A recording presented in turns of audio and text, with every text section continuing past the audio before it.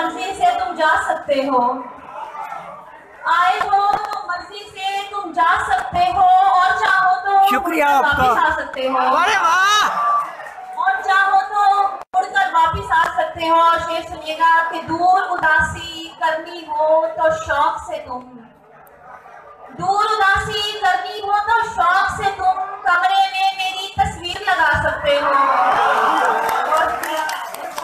दूर उदासी करनी हो तो शौक से तुम कमरे में मेरी तस्वीर लगा सकते हो।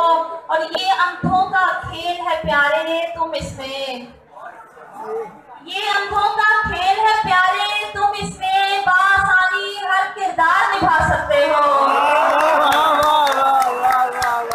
बहुत अच्छे। ये अंधों का खेल है प्यारे तुम इसमें बासानी हर किरदार निभा सकते हो। मैं अपना पिंडार संभाले रखती हूँ, मैं अपना पिंडार संभाले रखती हूँ, तुम अपनी जागीर को लेकर जा सकते हो। मैं अपना पिंडार संभाले रखती हूँ, तुम अपनी जागीर को लेकर जा सकते हो।